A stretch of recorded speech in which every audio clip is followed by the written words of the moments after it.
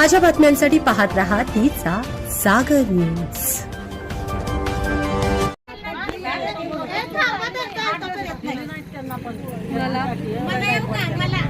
काय झालं इकडे कोण आली नाही तर काय 5 वर्षात ना कोण इकडे आली नव्हती। तुम्हाला आता काय वाटतं काय करायचं आम्ही तोंड तर दाखवायला नको निवडून आल्यासा गेला तुम्हाला आता नगरसेवक मग नको झाले बघा। मग आता काय करणार आम्ही असंच बोलणार ना। आता हे तुमचं काय मंदिर आहे बोला की काय आमचं राहिलं तर बोला की तुम्ही नगरसेवक पाहिजे आम्हाला पाहिजे असलं तर यायला पाहिजे कामाचा नगरसेवक पाहिजे पाहिजे बघायला पाहिजे का नको। ह्या वार्डात कुठं कुणाला धान्य नाही। तुम्ही एक सांगा रेशनिंगच्या दुकानाचं कुणाकडे कार्ड आहे तुमचं? आमचं हे संध्याकडे होतं मग कार्ड नाही दिलं तुम्ही या संदर्भात नगरसेवकांशी बोलला त्याच्याकडे नाही त्यांनी आली बी नाहीत आणि आम्हाला राशन बी नाही आणि किती जण आहेत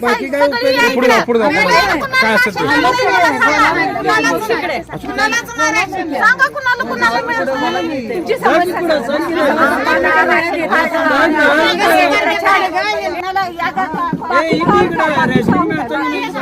बाकी काय पाहिजे तुम्हाला वडात? स्वच्छता नाही घंटागाडी आठवड्यातून एकदा येते। इथला कचरा स्वच्छता होत नाही। नगरसेवकांचं इकडे लक्षच नाही आहे।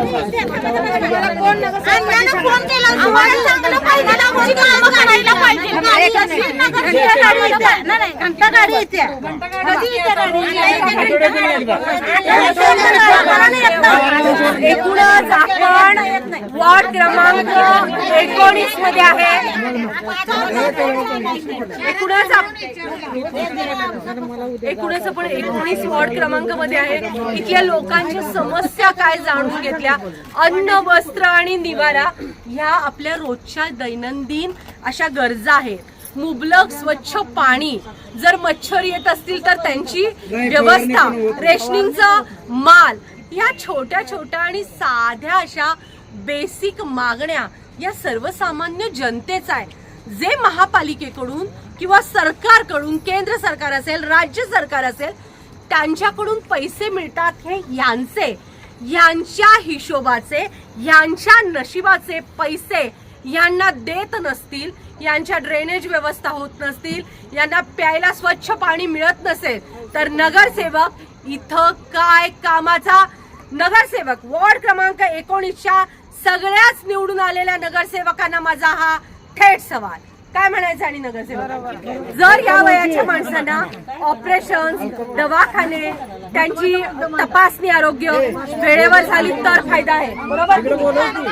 जेव्हा आम्हाला नगरसेवकाची गरज होती, जेव्हा आम्हाला रस्ता पाहिजे होता, जेणेकरून आम्हाला ये जा करता कोण नगरसेवक नगरसेवक वायदंडे असू दे, मधले असू दे, वायदंडे असू दे, कोण पण असू दे, पण जेव्हा त्यांची आम्हाला गरज होती आम्ही इतक्या वेळेस त्यांच्या दारात गेलो की आम्हाला हॉस्पिटल, हे हॉस्पिटल आहे, तिथून रस्ता होता आम्हाला बंद केला। इतका त्यांच्या घरी गेलेलो पण त्यांनी एकदा पण आलं नाही। आम्ही रस्ता बंद केला, कोण आलं नाही, काय सांगितलं? मुद्दा आहे, महत्वाचा मुद्दा आहे रास्त। आम्ही नगरसेवक निवडून दिलेत कशासाठी? आमचा अधिकार असताना ताई, आमचा आवाज येते, डबल येतोय। आम्ही नगरसेवक निवडून दिलाय कशासाठी? आमची रास्त भूमिका एकच आहे, आम्हाला फक्त साधं सुधं पण स्वच्छ आयुष्य जगायचं आहे। आमचे रस्ते बंद होत आहे, आमचं पाणी बंद होत आहे, आम्हाला मच्छर चावत आहेत, आमच्या इथं आरोग्य कोणतंही शिबिर नाही, आमची वय काय झाली आहेत, आमची रक्त तपासणीपासून ते हार्ट पर्यंत कुणीही चेकिंग केलं जात नाही। महानगरपालिकेकडनं ह्या गोष्टी सगळ्या फ्री मध्ये मिळतात। मग नगरसेवक ह्या सगळ्या गोष्टी इथल्या लोकांना देत का नाही? बोला। दुसरी गोष्ट, ज्यावेळेस तेव्हा आमचा लढा चालू होता, आम्ही सगळी गल्लीतले प्रत्येक वेळेस त्यांनी बुलडोझर आणणार, भिंत, भरपूर गोष्टी झाल्यात अशा, आणि त्यांनी काय केलं की आमच्यावर केसेस टाकल्या प्रत्येकावर। रवींद्र पाटील हे परत दुसरी गोष्ट म्हणजे त्यांनी आम्हाला धमकी दिली आम्हाला त्यांनी। मी स्वतः आता इथं उभारली शूट घ्यायला, मला प्रॉपर भरपूर मच्छर चावतात, मग हे फॉलोअप घ्यायला नको का? इथं मच्छरची गाडी फवारा करणारी वेळेत पोहोचायला नको का? फोन करून सांगायचं तेव्हा येते. VVIP लोकांच्या घरात बुधवार ते बुधवार गाडी मच्छर मारायची औषध जाते. मग सर्वसामान्य माणसांचा गुन्हा आहे का? साधं राहणं, मिडल क्लास राहणं किंवा हातावरची पोट आहेत असं जगणं म्हणजे ही चूक आहे का? थेट सवाल. आणि काय समस्या तुमची?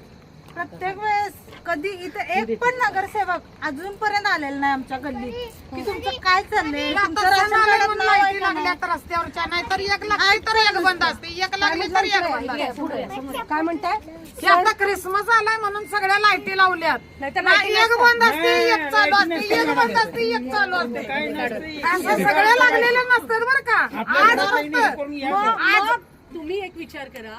मग आता तुम्ही बोललाय की तुमच्यावर अन्याय झालाय, हे 100%. मी शर्वरी पवार गेले 20 वर्ष पत्रकारिता करते. 100% यांच्यावर अन्याय झालाय. हा, या ठिकाणी सिस्टीमला, नेत्यांना, आमदारांना, खासदारांना अहो लक्ष द्या. तुमचे आमदार खासदार तुम्ही निवडून आणता, तुमचे नगरसेवक तिकीट देता तुम्ही, पण या वॉर्डाचं काय झालंय? वाटोळं केलंय तुम्ही जनतेचं. हे इकडे असताना मला एकच प्रश्न पडतोय, हे सगळ्या यांच्या चुका आहेत पण तुमच्याही चुका आहेत. मतदार तेवढाच जागरूक पाहिजे निवड करण्यापासून उमेदवाराचा. ते मतदान करणं तुमच्या हातात आहे. तुम्ही आता राजा आहे. काही लोक फक्त जेवणावळी, खाणावळी सगळं करतात. तुम्ही नाही, तुम्हाला नाही म्हणत मी, करणारी करतात. आणि नगरसेवक ऐका की नगरसेवक निवडून देतात आणि वाट लावतात. मग आता शहाणा व्हा, सक्षम व्हा, हुशार असा ज्याला लिहिता वाचता येतं, मॅडम साक्षर व्हा. 100 रुपये कमी असलं म्हणजे लाईटचे बिल मारायला गेलो आपण. ऐकून घ्या जरा, एक मिनिट. 100 रुपये जरा कमी हो साहेब, पुढच्या महिन्यात मी करतो. नाही चालत नाही, कटिंग करायचं असं ह्याला अर्थ आहे. आणि पाया पडते त्या इथं मत द्या मला. कशाचं मत देत याला? आता अक्षरवाद्यांना काय केलं? आता आलो म्हटला, अजूनपर्यंत ते तोंड दाखवा लागले. आता त्याचं तोंडच नाही. आणि काय करायचं त्याला? आता या आता जर आला बोर्ड लावणार आहे, शेवट बघा, पण कोण आलंच नाही. आम्ही बोर्ड लावणार नाही. मग ते बघतोय तिकडे जाईल. अक्षरशः पोलीस गाडी आणलेली आम्हाला तुमची चूक आहे ना. हा मग तुमची चूक आहे. हा, मग कारण तुम्ही साधी लोक आहे. हा मग कलेक्टर पर्यंत जावा म्हटलं. माझी पोच किती आहे बघा तुम्ही. परत आम्हाला चुकी नको आहे. कलेक्टर पर्यंत जावा, माझी पोच बघा. नाहीच दिलं खरं रस्ता. तुमचा नगरसेवक कोण पाहिजे तुम्हाला? आमच्यासारखा लढणारा आमच्या वतीनं पाहिजे आम्हाला. आमच्या वतीनं लढणारा पाहिजे आता आम्हाला. तुम्हाला आम्ही निवडून आणून तुम्हाला पुढं करतो आम्ही. हा, तुम्ही कसं आमच्या मागा लावा हे करायला पाहिजे, पाठिंबा द्यायला पाहिजे ना तुम्ही. तुम्ही एकदा खर्च मागले की संपला बघा. 5 वर्ष तोंड कशाला येईल ते? निवडून घेऊन बसते तिथं. जसं इलेक्शनच्या वेळी येतात, हा, मला मत द्या म्हणून. तेव्हा असं होय, झालं. पाया पडते तसं का? माया करतात का निवडून आल्यानंतर? निवडून आल्यावर पण नाही. मग ना संपला. तेव्हा असं करत तो कोण आहे? हा, बोलवा. आम्हाला विसरू घ्या नका. तिकडे ते जगन्नाथ गाभारा आम्हाला दाखवा. विसरू नका. हा, आठवणीने द्या. हा, आणि निवडून आल्यावर संपलं की काय? ओळखत नाही आम्ही. तू कोण आहे? तू कुठल्या गल्लीत राहतोस? झालं बघा. आणि मॅडम अहो साहेब, मला नमस्कार म्हणलं की लगे कशाला नमस्कार? हा, बोल. दिलाय का? घ्या तिकडे. तुम्ही आता जर परिस्थिती बघितलं, आडव्या अशा गाड्या लावलेल्या आहेत की आमचं येणं जाणं पण मुश्किल होतं. पार्किंग मध्ये नसतातच त्या त्यांच्या रस्त्यावर लागलेल्या आहेत. आमच्या गाड्या काढायच्या म्हणजे घालायच्या मुश्किल होतं. आम्ही कामाधंद्यात येतात आम्हाला प्रॉब्लेम होतो.